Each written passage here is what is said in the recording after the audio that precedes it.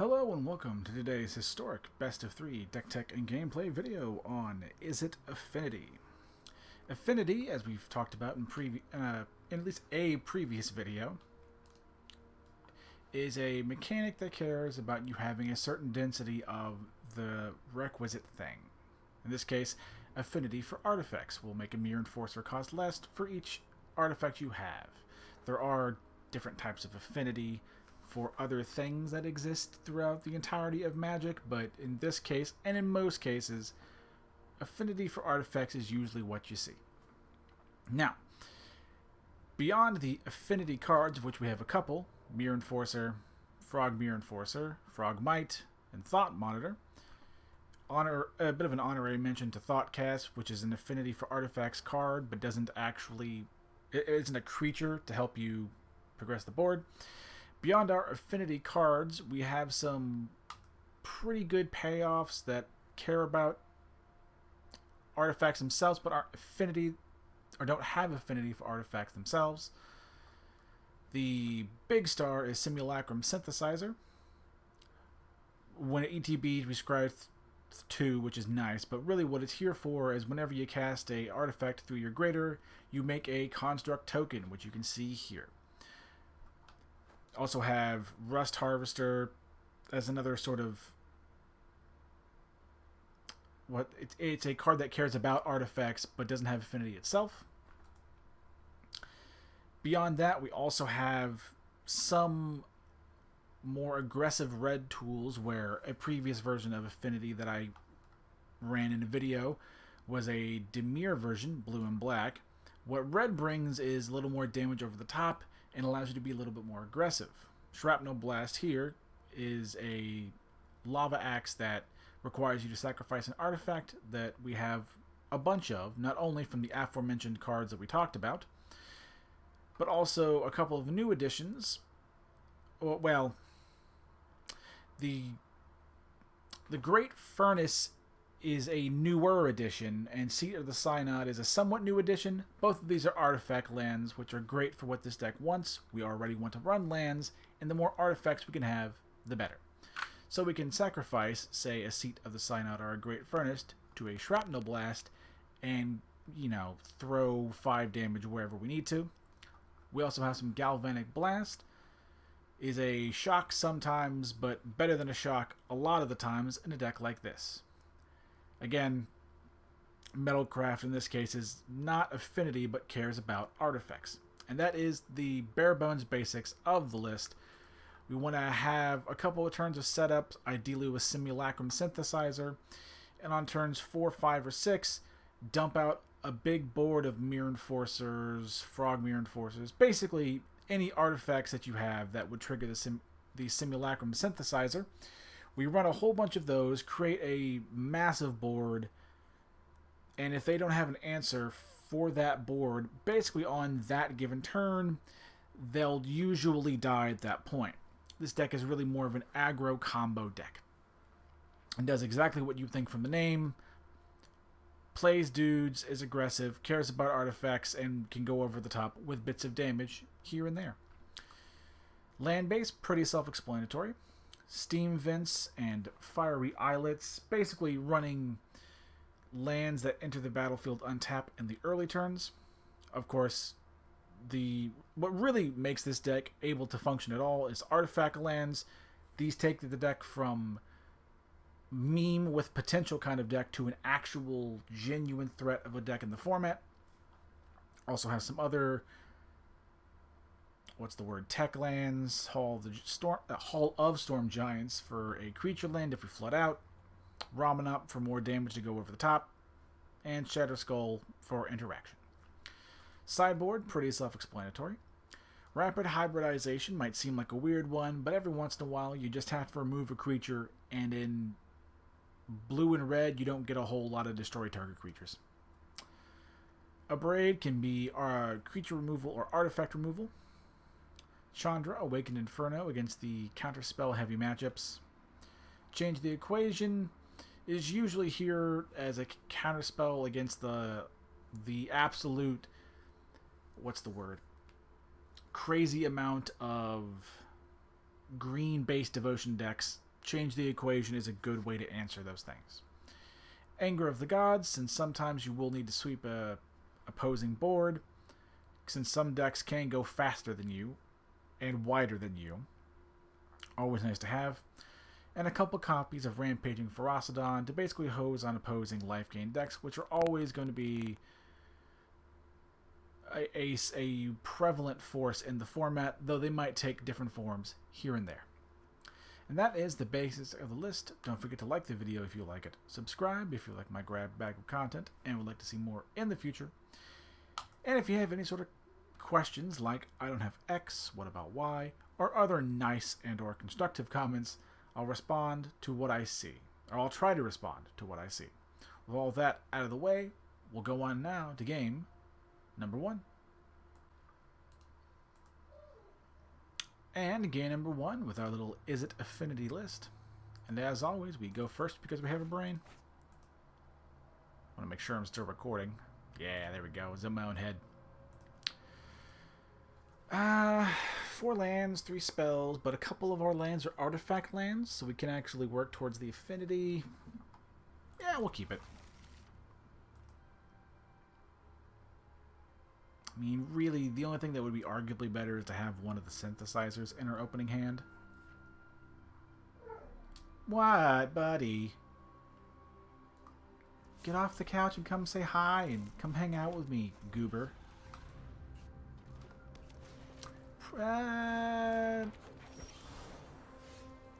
Okay, we'll do the Great Furnace now.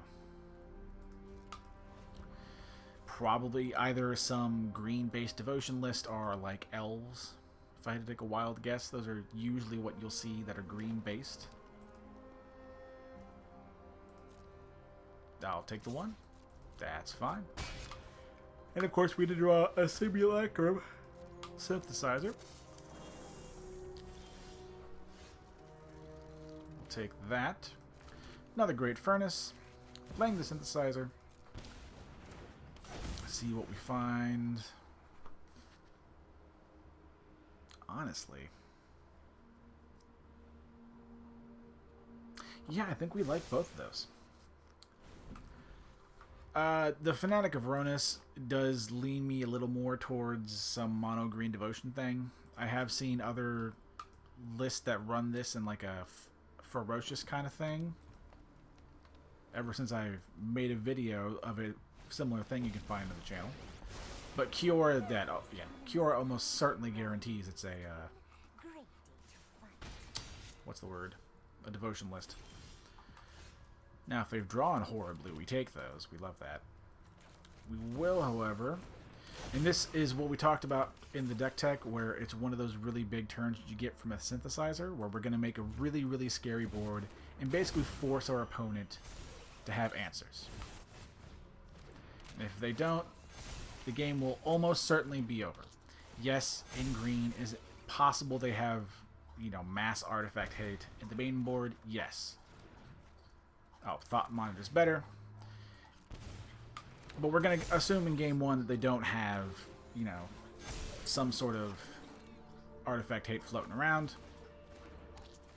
And as you can see, turn 4, we've made an ungodly board that I don't think there's mechanically a way that that helps me feel better. It is, in fact, a devotion list. But yeah, we made such a big board that if they didn't answer it in that moment, they were going to lose. Oops, didn't change that back. Which is basically what the deck wants to do. That's fantastic. Games 2 and 3 might be in a little more trouble. Change the equations, come in so much easily, or very, very easily. Take out a couple of Harvesters and a couple of Galvanic Blast. Maybe 1 Shrapnel Blast. I'm going to bring in 2 Hybridizations. Assuming they're going to be doing their mono green ramp thing into some big scary dudes, which tends to be pretty common. They didn't appear to be the kind that's running like one of the Karns and it like pulls artifacts out of the sideboard. It didn't appear to be one of those versions, so we're going to assume it's just big green dude. Hi, Wiggles!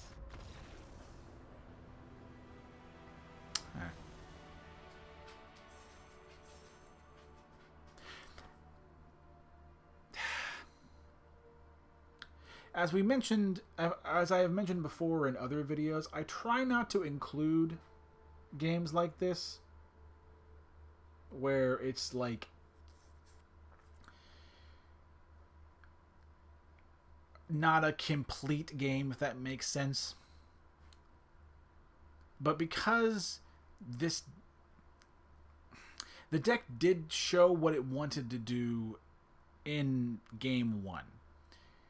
We made the right sideboarding decisions, and even with our sideboarding decisions, our core gameplay does not change. We are still very much like an aggressive combo deck that's looking to have one of those style turns that you saw last in the only game in this particular chunk of it, where you make an infinitely large board. I'm gonna be honest, our opponent scooped when they did not need to. But I'm gonna keep this because again, we've shown the deck doing what it wants to do. I've explained that our game plan doesn't really change sideboard or post sideboard into a match like this. And again, recording and again relative to the last time I included a game like this where I normally don't. I don't have any videos.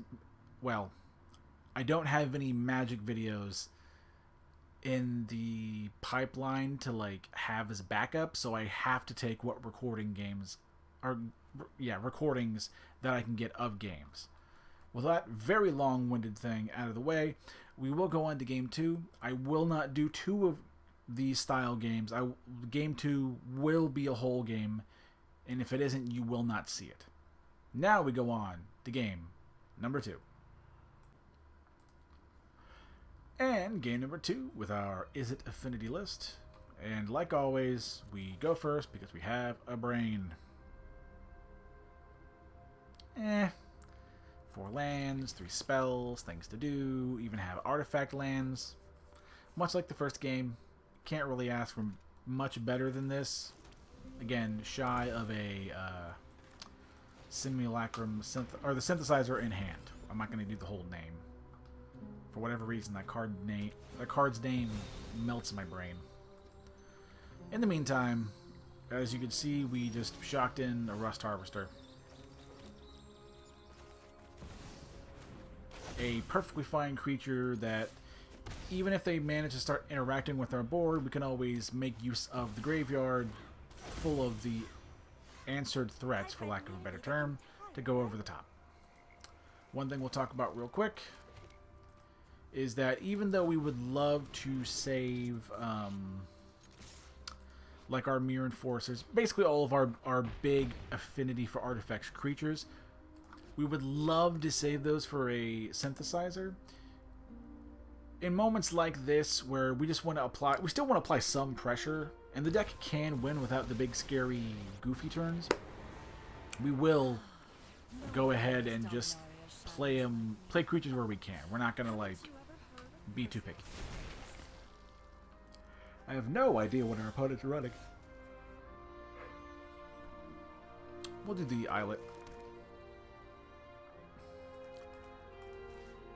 We will attack. No, actually. We're going face. I was going to say we're going to attack into the Liliana, but I have nothing but lands in my hand anyway. Better to, be an aggressive deck and, like, put on the pressure. The worst they're going to make me do is discard a Steam Vince this turn. Drop it. At least with the Liliana. Who knows whatever the hell else they play. Cold Steel Heart. That's fine.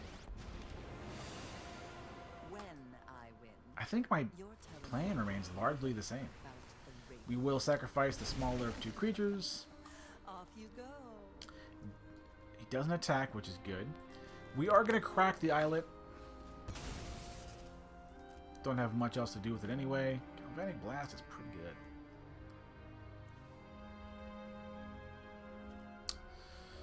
We will blast down their only blocker. There's an argument to be made that we could have saved it to go over the top.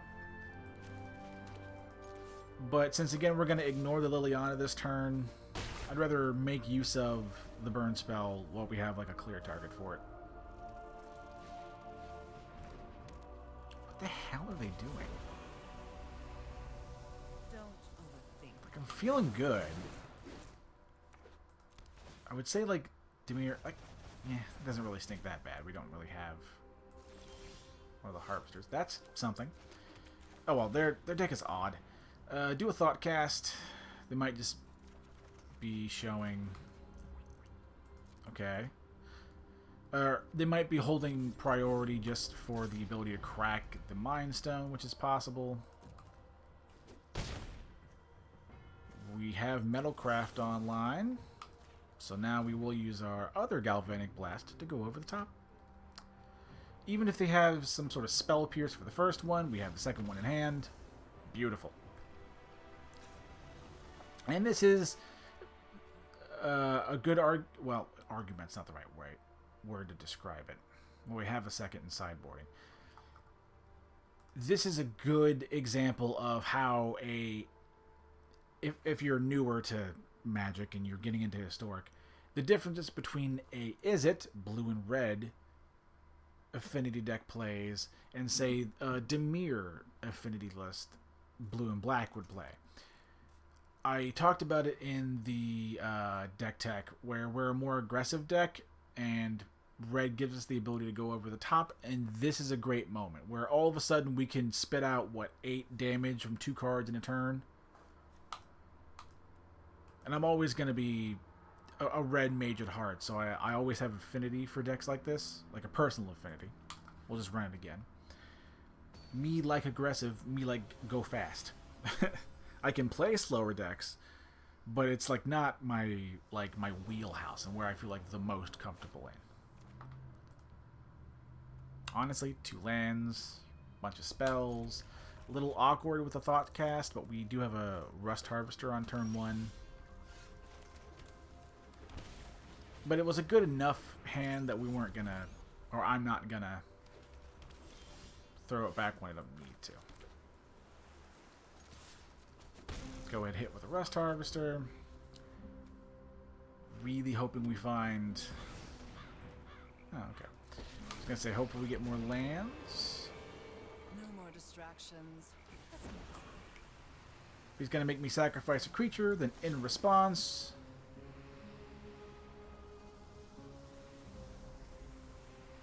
Yeah, we'll get rid of the Liliana this time. We'll sacrifice the Shrapnel Blast. Of course, they still have to down tick and they go down. Fine.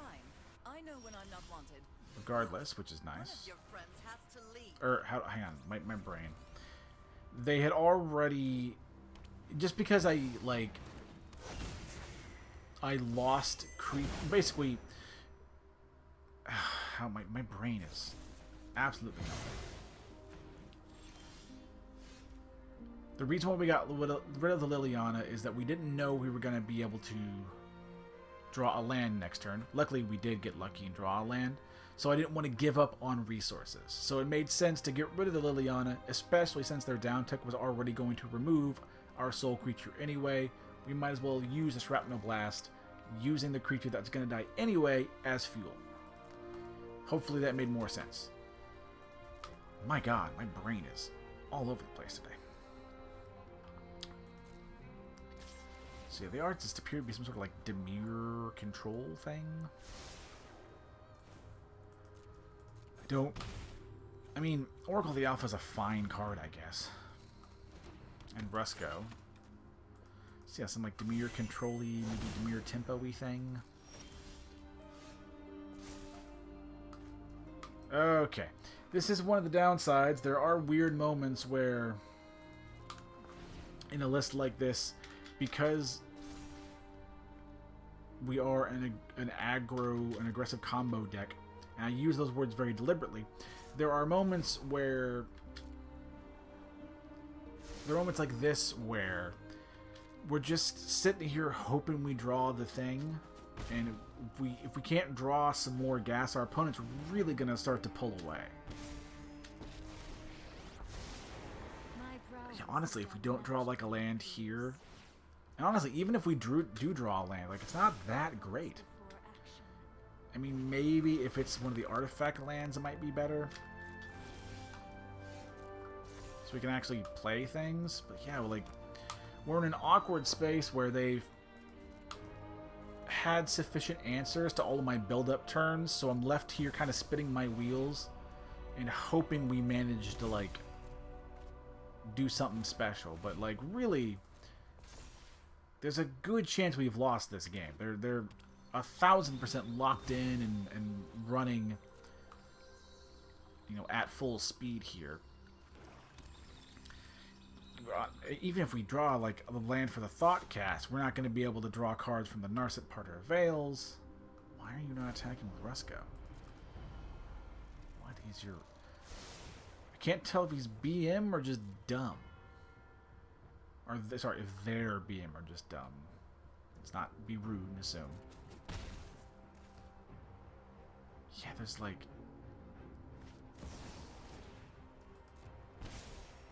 Okay. Opponent. Yeah, I think even if we draw a land, it, like, kind of doesn't matter. Our thought monitors are turned off, our thought cast are turned off. We're probably going to take out a couple of thought cast and maybe a thought monitor. Maybe some abrades, but a lot of their creatures and some of their payoffs can die to a braid. Okay, yeah, it's... I'm not gonna... I'm not gonna sit here and just get bled out slowly. Let's see. Okay, we can take out 2 Thought Cast and bring in some abrades. They have enough creatures where the abrade can be used for either the creature removal or the artifact removal. Maybe we can get rid of some clocks if we need to. Maybe go down like a couple thought monitors and bring in some Chandras. I would not be surprised if they have some counter spells floating around in a list like that.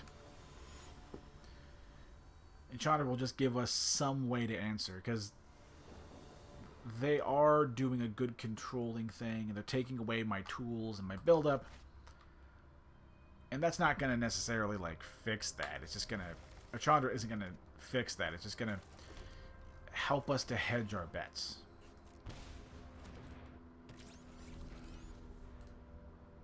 Again, do a Rust Harvester on 1.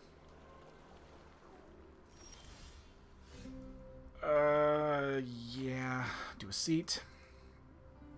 I guess the million-dollar question is if he has a push. He does use the push now. Would still like to save the Galvanic Blast for, like, an actual removal spell. I don't know if we're going to be able to get the most use out of the, like, damage going over the top thing. But if that's always an option, you know, we'll take it. Do an Islet. Another Rust Harvester. If nothing else, while we're in the awkward setup turns, we can always just make our opponent have answers.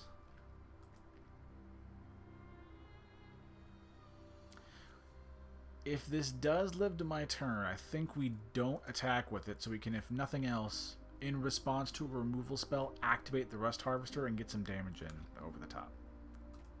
This is one of the reasons why I actually included this in this particular list, since one of the big threats to a deck like this that is, again, somewhat combo focused is that it's very easy to have your combo pieces and a lot of your engine basically, like, what's the word? To have them removed or interacted with, and Rust Harvester allows you to get some use out of them even once they've already been, say, destroyed or discarded or what have you. As well as just being, you know, a thing that is an artifact and can apply pressure not only on its own, but again, increase your affinity count for all the other reasons we already run them.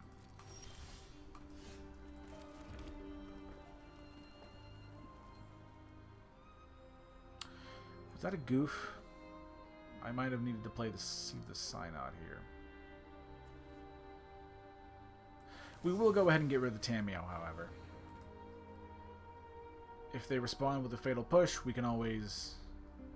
Well, hang on.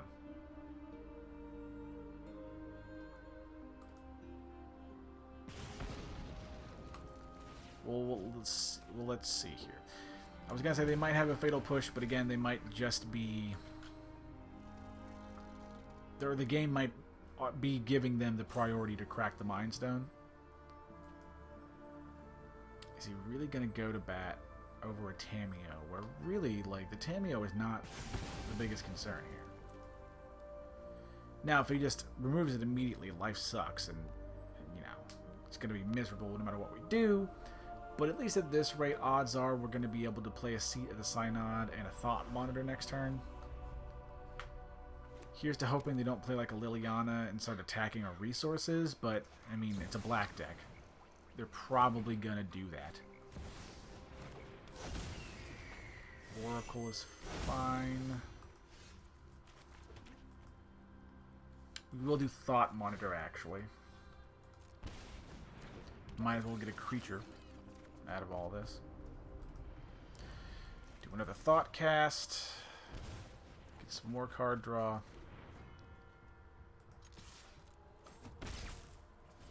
They haven't shown themselves to be running Thought Seizes, so fingers crossed we'll be able to shock an Esteem Vince and resolve a Chandra and get the emblem going.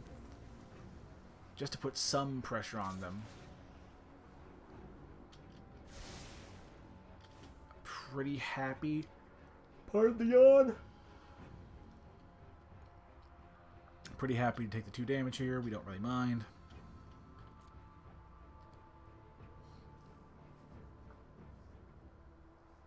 I mean, there's no, but, yeah, they could have removal spells. They could have like a, what's the?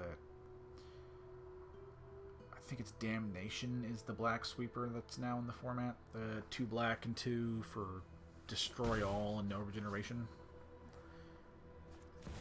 Oh my god, I'm a fucking genius. Holy crap, I called it.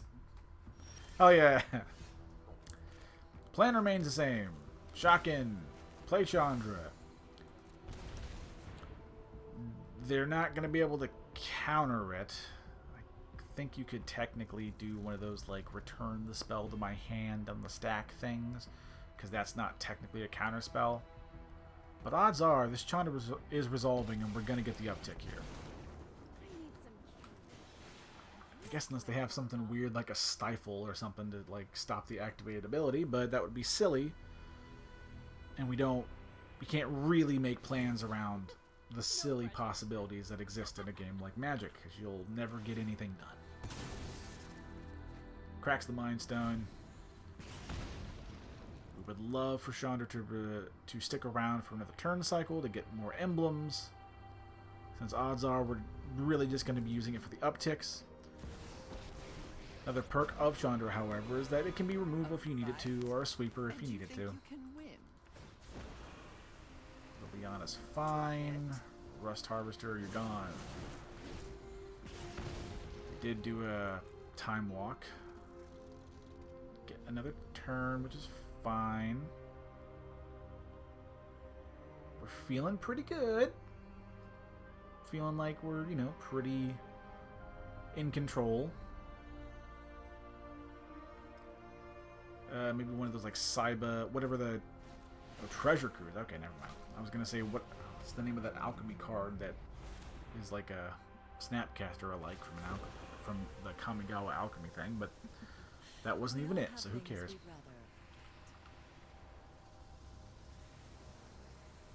Honestly, the Enforcer can kind of go. Like, I actually value the removal spell more, since I think if we're gonna win this game, it's my hope is that it's going to happen probably not, from the Affinity and the Construct cards, but it's going to come from Chandra emblems, just chipping away at them, is my hope. Do this immediately. Play a Furnace. Go ahead and crack our land here for a card.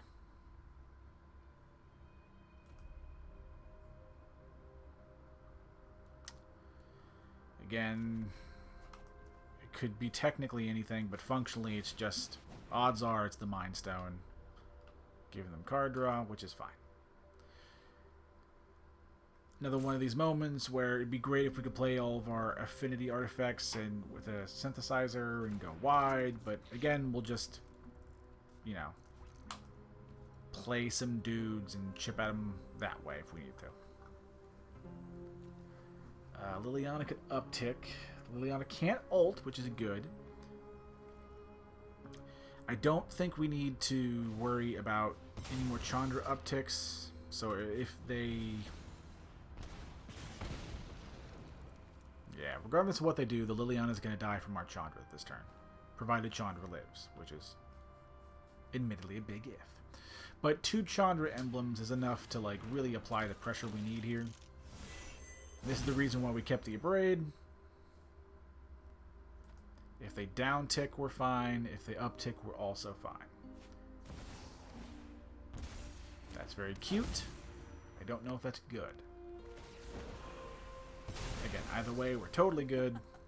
Haven't you ever heard of personal space? Yeah, our plan does not change. We're going to abrade the Rusko here. Going to down tick Chandra to get rid of Liliana. And now our aggressive control, or aggressive combo deck has turned into like a control deck, basically. Since our original game plan isn't really going to work. Might as well abrade now.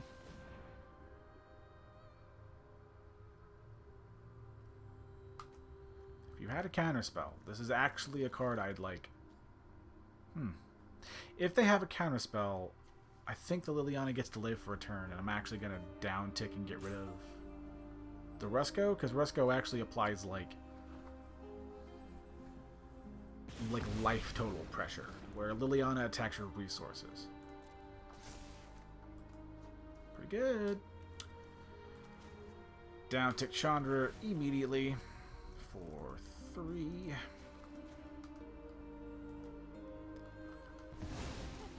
Beautiful. With friends. Frogmere Enforcer. Just looking for a body to apply pressure. We don't really need to have all these lands, so at the end of our opponent's turn, we'll go ahead and crack our other islet here for the card, just like last time. They are a ways off from a midnight clock. We'll say activation. So we don't need to worry about them getting more cards that way. Is Midnight Clock just them, or is it both of us? It's been a minute. Yeah, it's your hand, so it's a one-sided Windfall, where I think Windfall is the name of the card. Where I think actual Windfall affects all players. Well, let's see, they're at 4. 1, 2, 3, 1, 2, 3, then go up to 6. 7 on my turn. 7. They're pretty far away from drawing a whole new card, or a whole new grip of cards, I should say. Did our opponent just leave? There we go. Okay, we're going to crack it now. Otherwise, I'm not going to be able to crack it with Narset. That's pretty big. I know 88 meditate, prepare. Oh, that's awesome. You grit.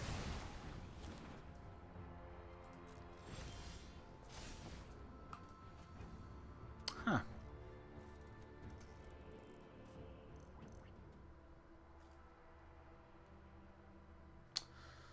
What do we do?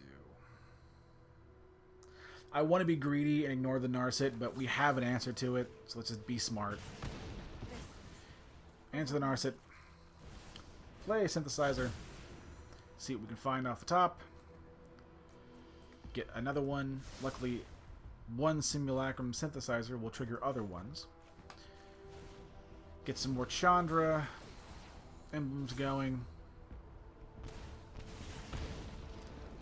See again, they're at 6, then go up to 8. And then 9. 9 goes up to 10 with a Black Lotus. So they're not anywhere near Midnight Clock, like, being impactful.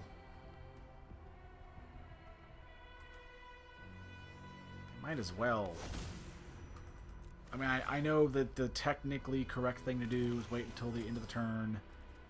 Thought monitor first. The technically correct thing to do is to wait till the end of the turn, and then you activate all the things at the end. Like, I get that, but they have nothing else to do. Where at me, yeah, I was about to say, I would just start putting the hour counters on. Let's see, goes up to 10. Okay, he can actually activate the clock this turn. You just pay 3 mana if he doesn't like what he draws. We're feeling pretty good. Don't do that. Undo it. Oh, wait, that's right. You actually have to count. Never mind. I was totally wrong. They did the correct thing all day. I'm dumb. Come on. To be fair, they have a full grip of cards. They could very well still be in this. And what they've done does technically keep them alive, so... Unless they really flood the board with some cool stuff here. I'm threatening lethal with the construct alone. Because I'll just down-tick the Chandra to get rid of... Yeah, there we go. Yep, Planeswalker. That is the correct play. Well done, sir. Okay, they've lived.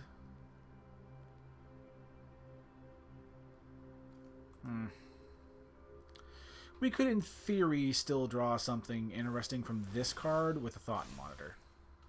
Draw. If we find any of our red-based damage, we can always just use that to remove the Rusco here. Of course, if we don't get there, then we don't get there. Of course, just giving him the ability to activate the clock with the Black Lotus, which is fine. Come on, opponent. There we go. Give me something good here off that second card draw.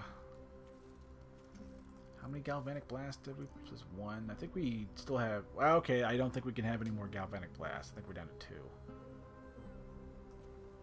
Did we cut all of them or not? I don't remember if I cut all of my Shrapnel Blasts, I should say.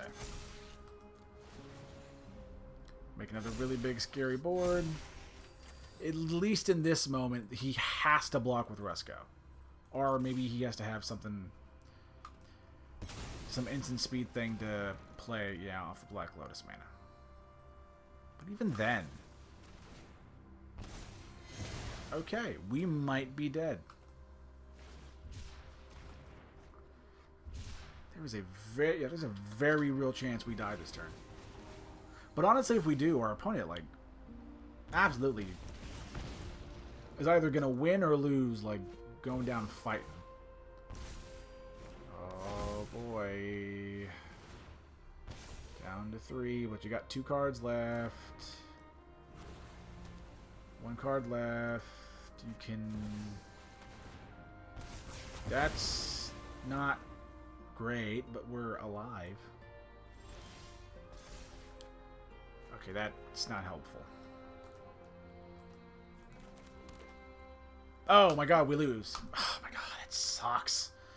Activates the Hive of the Eye Tyrant or the Hall of the Storm Giants, but we just got unlucky and flooded there at the end. So, well done from our opponent. I did like their deck. I was just confused as to what it was. I understand how what I said might have come off as like a condescending or like a down talky kind of thing, and it is not that. It came more from confusion. Genuinely good game, and it does, show when the deck can be good and when the deck is going to struggle, and the fact that you can somewhat pivot out of the sideboard and like actually find success still. Can't really ask for much more than that. Thank you all so much for watching. Don't forget to like the video if you like it. Subscribe if you like my grab bag of content and would like to see more in the future. And if you have any sort of questions like, I don't have X, what about Y? Or other generally nice and or constructive comments, I'll do what I can to respond to what I see. Thank you all so much for watching, and I'll see you in the next video. Bye-bye.